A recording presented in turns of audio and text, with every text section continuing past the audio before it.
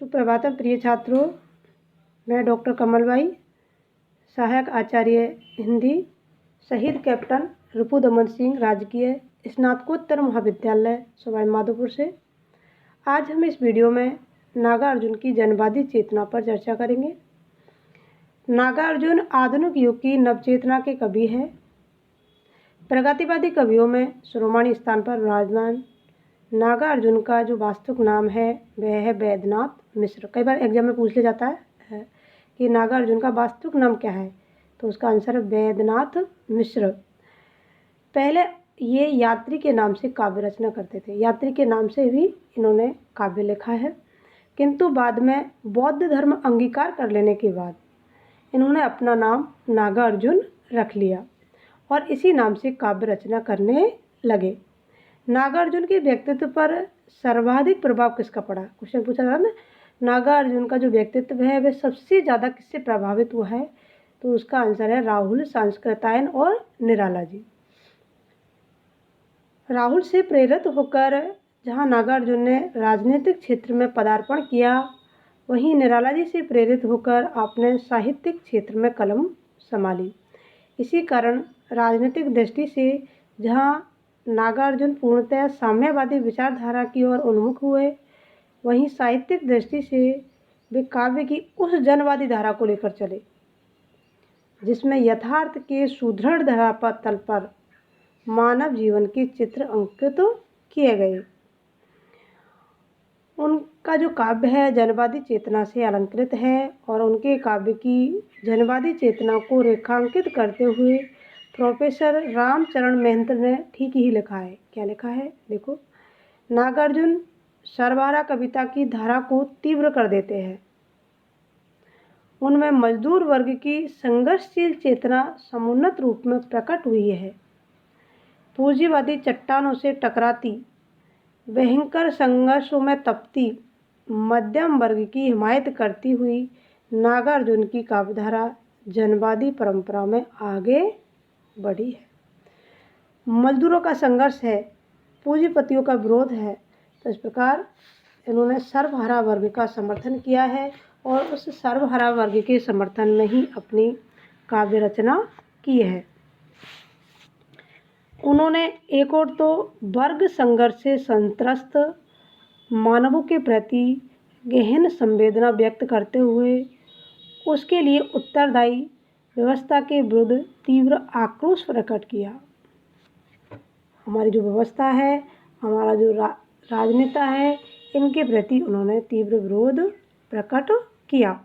और दूसरी ओर स्वतंत्रता प्राप्ति के उपरांत भी बहुसंख्यक जनता को अभावों, कष्टों एवं पीड़ाओं में लीन देखकर स्वदेशी शासकों के अनुचित कार्यों के प्रति प्रखर एवं प्रकृष्ट व्यंग्य बाणों की बौछार भी उन्होंने की है। नागार्जुन का सर्वाधिक झुकाव उस जनजीवन की ओर रहा है। कौन से जनजीवन की ओर?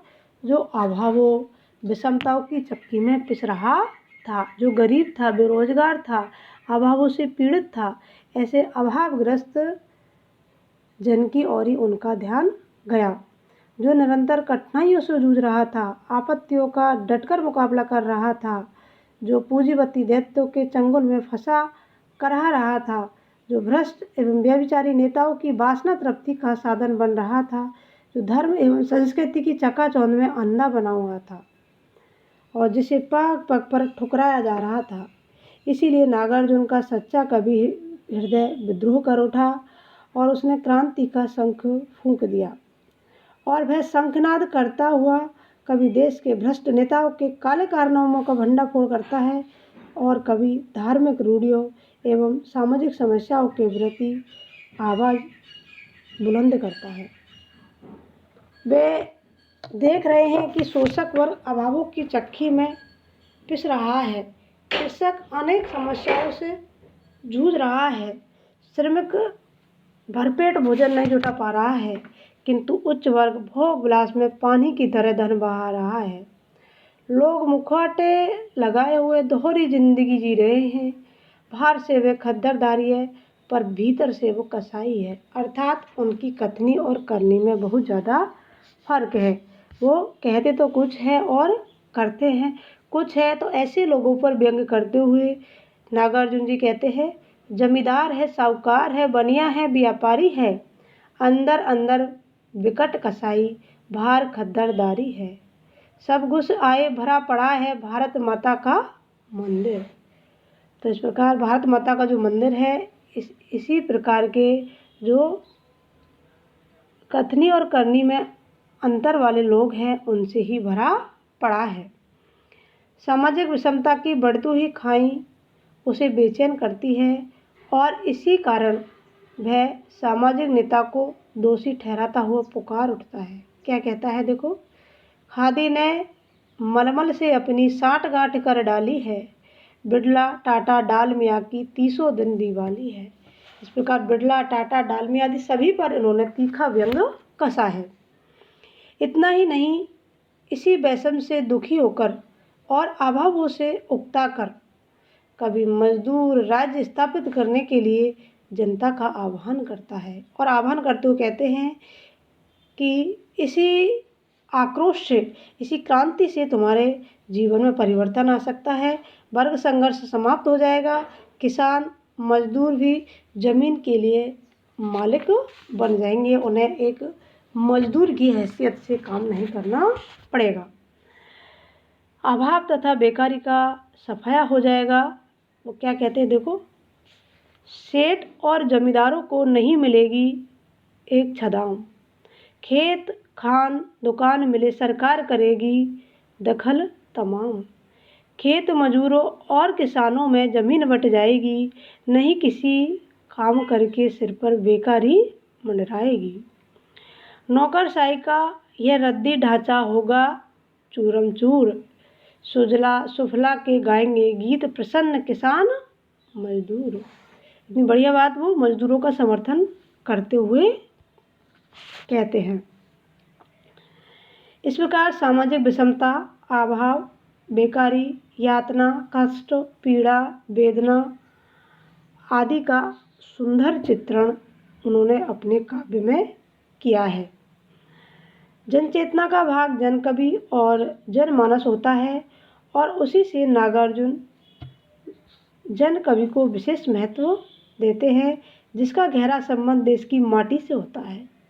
तभी तो कवि जनकवि के दायित्व को इस प्रकार प्रस्तुत करता है। कैसे करता है देखिए,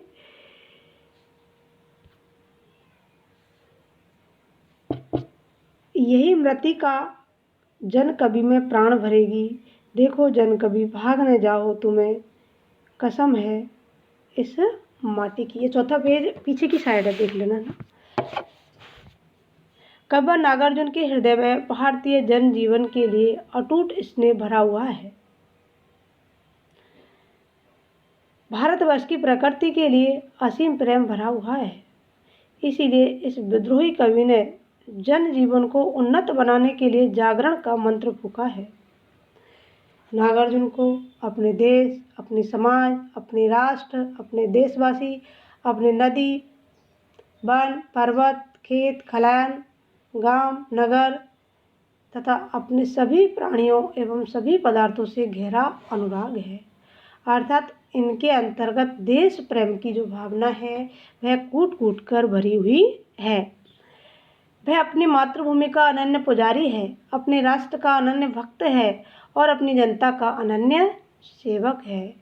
वो क्या कहते देखिए, खेत हमारा, भूमि हमारी, सारा देश हमारा है, इसीलिए तो हमको इसका चप्पा चप्पा प्यारा है। अर्थात कोना कोना भी हमारा देश का हमें प्रिय है। अपनी मातृभूमि के चप्पे चप्पे से प्यार करने वाला कवि इसीलिए सस्य श्यामलता, भूमि के प्रति असीम प्रेम, अटूट श्रद्धा, अनुपम अनुराग व्यक्त करता हुआ यहाँ तक कहता है, देवी तुम्हारी वसुंधरा का वित्ता वित्ता रत्नाकर है। क्या वित्ता वित्ता रत्नाकर है। मातृभूमि के अनन्य भक्त एवं राष्ट्र के कर्णधार महात्मा गांधी की हत्या का समाचार पाते ही कवि का हृदय विदीर्ण हो जाता है। अर्थात जब गांधी जी की हत्या होती है तो कवि बहुत अधिक दुखी हो जाते हैं, उसका रोम रोम रोने लगता है। वह अपने उद्गार इस तरह व्यक्त करते हैं, कैसे देखिए, 3-3 गोलियां बाप रे, मुँह से कितना खून बहा है, महामौन यह बिता तुम्हारा, रह रह मुझे कुरेद रहा है। इसे न कोई कविता समझे, यह तो पितृ वियोग व्यथा है। अर्थात उन्होंने गांधी जी की मृत्यु को पितृ वियोग बताया, मतलब अपने पिता के समान। जिस प्रकार पिता की मृत्यु होती है तो हम बिल्कुल व्याकुल हो जाते हैं, दुखी हो जाते हैं, उसी प्रकार गांधी जी की मृत्यु पर उन्हें पीड़ा हुई। इतना ही नहीं, जब चीनी आक्रमणकारियों ने भारत की पुनीत वसुंधरा को हड़पने के लिए अपने फौलादी हाथ इधर बढ़ाए, तब स्वदेश प्रेम में डूबा हुआ कवि पुकार उठता है।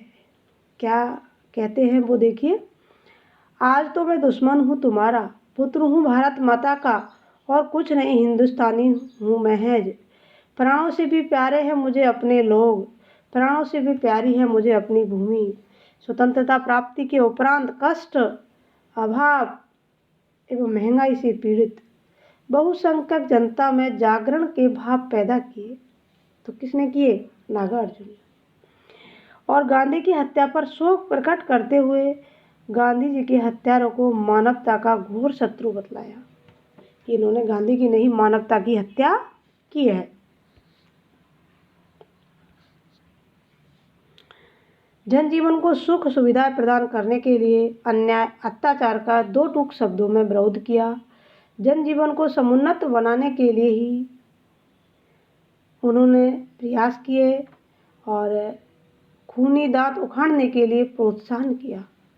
और क्या कहा, वह माहे कहाँ है, वह मायो मर गया, वह मायो कौन है, बेगाना है वह मायो, आयो इसको नफरत की थूकों से नहलाओ, आहो इसकी खूनी दांत उखाड़ फेंक दो, आओ इसकी जिंदा ही कब्र में गाड़ दो। अर्थात इसको जिंदा ही कब्र में गाड़ दो। नागार्जुन जन कवि है, जनता के चारण हैं, उनकी लोक दृष्टि अत्यंत व्यापक है।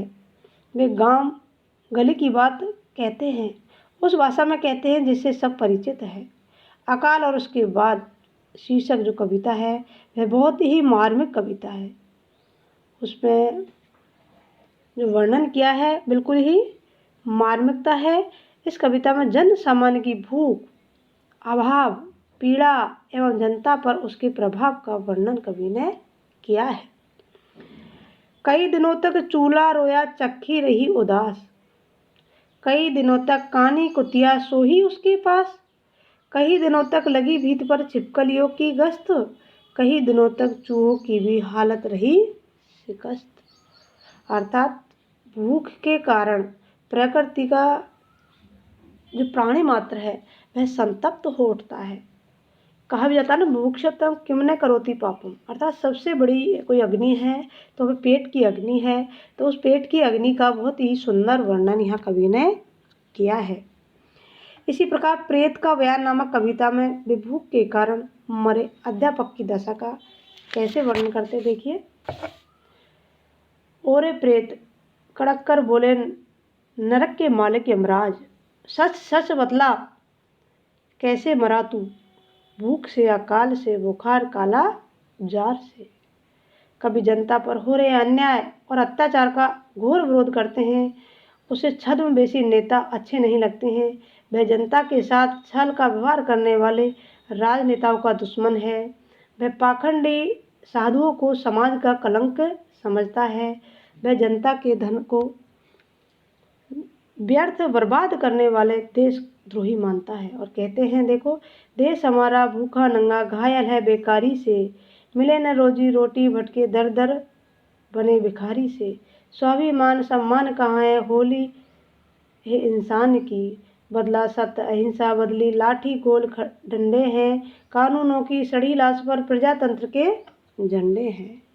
उन्होंने बिल्कुल इसको सड़ी लाश बतलाया। इस प्रकार निष्कर्ष रूप में हम कह सकते हैं कि नागार्जुन जन कवि है, वे जनता के चारण हैं।